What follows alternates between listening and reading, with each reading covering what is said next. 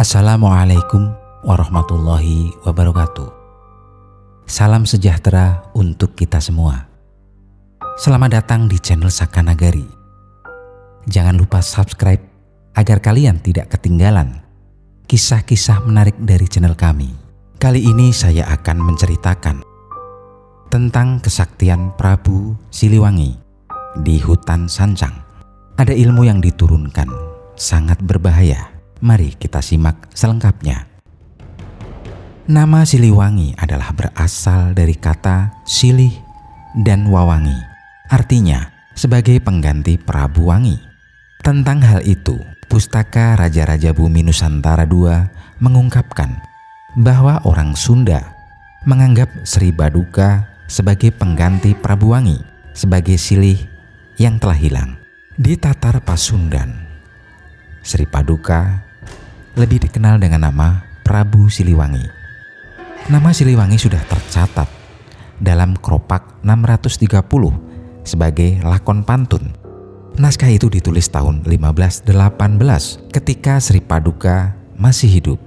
Lakon Prabu Siliwangi dalam berbagai versinya berintikan kisah tokoh ini menjadi raja di Pakuan.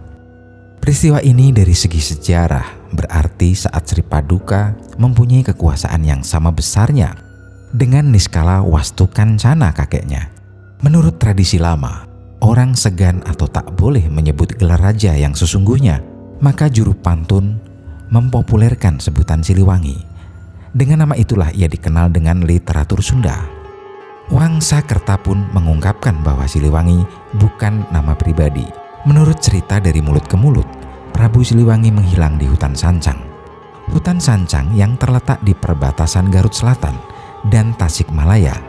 Legenda yang menyelimutinya soal kisah Prabu Siliwangi raja di kerajaan Pajajaran.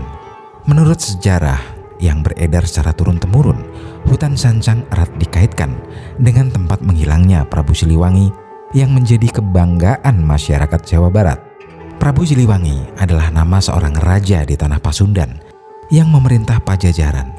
Kerajaan Pajajaran merupakan kerajaan Hindu terbesar di Jawa Barat. Prabu Siliwangi termasyhur sebagai raja bijaksana yang memiliki seorang istri bernama Dewi Kumalawangi. Beliau dikaruniai seorang putri Dewi Rara Santang serta 2 orang putra Raden Walangsungsang dan Raden Kian Santang yang terkenal sakti dan kebal terhadap senjata apapun. Menurut legenda, hutan Sancang ini merupakan tempat di mana Sri Paduka Maharaja Prabu Siliwangi menghilang saat dikejar oleh putranya yang bernama Prabu Kian Santang untuk mengajak ayahnya Prabu Siliwangi untuk memeluk agama Islam. Sebelum menghilang, Prabu Siliwangi berubah wujud menjadi harimau putih tanpa belang, sedangkan prajuritnya menjadi harimau biasa yang disebut Harimau Lodaya Sancang. Konon para harimau tersebut bersemayam di dalam kayu kaboa yang terkenal dalam dunia gaib. Kami juga mencoba mencari tahu kebenaran kayu kaboa ini dengan bertanya kepada sesepuh di sana. Menurut para sesepuh ini, ada beberapa jenis kayu kaboa, yaitu kaboa kaputing yang letaknya di hutan belantara Sancang.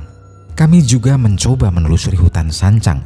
Untuk mencapainya, kita disuguhkan jalan setapak yang suasananya terasa sangat alami. Siang hari tak terlalu mencekam, namun pada saat menjelang maghrib baru akan terasa kemistisannya. Setelah menerobos hutan melalui jalan setapak, kita akan disuguhkan anak tangga yang sangat panjang. Pada saat pertengahan kita akan menjumpai satu gubuk tua. Gubuk tua tersebut adalah tempat petilasan dan kita akan melihat sesajen kopi hitam, kelapa, dan kemenyan. Sancang atau hutan Sancang juga terkenal akan ilmu kanuragannya, sehingga hutan tersebut sering dijadikan suatu tempat untuk mencari ilmu. Jika kita bisa menguasai ilmu tersebut, kita bisa mengalahkan 10 orang atau lebih dengan mudah dan punya sorotan mata yang besar. Itulah salah satu ilmu yang terkenal yang bernama ilmu harimau. Bila kita bisa menguasai ilmu tersebut sampai sempurna, kita bisa berubah wujud menjadi harimau.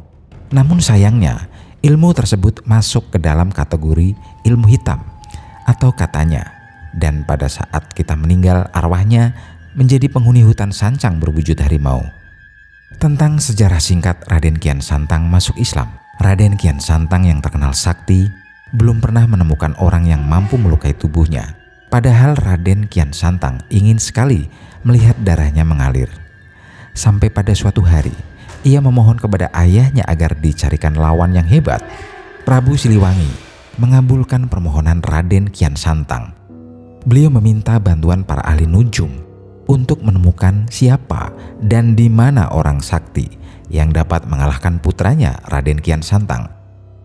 Mereka tak bisa menunjukkan orang yang bisa mengalahkan Raden Kian Santang.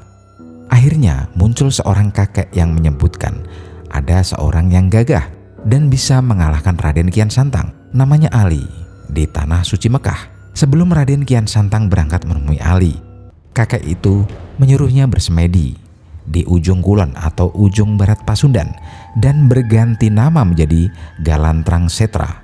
Setiba di tanah Mekah, Kian Santang bertemu dengan Ali dengan syarat ia mampu mengambil tongkat yang telah ditancapkan di sebuah tempat. Raden Kian Santang tak menolak syarat tersebut. Ia mengambil tongkat yang telah tertancap di pasir. Tapi apa yang terjadi? Ia sangat terkejut karena tongkat itu tak bisa dicabut, bahkan sampai mengerahkan segala kemampuannya hingga pori-porinya mengeluarkan darah. Singkat cerita, Kian Santang akhirnya memeluk agama Islam. Dan setelah beberapa bulan belajar agama Islam, Kian Santang kembali ke Tatar Sunda sambil membawa niat untuk membujuk ayahnya supaya masuk Islam. Terima kasih masih bersama channel kami, channel Saka Nagari. Silahkan tulis saran Anda di kolom komentar. Sekian dari kami. Wassalamualaikum warahmatullahi wabarakatuh.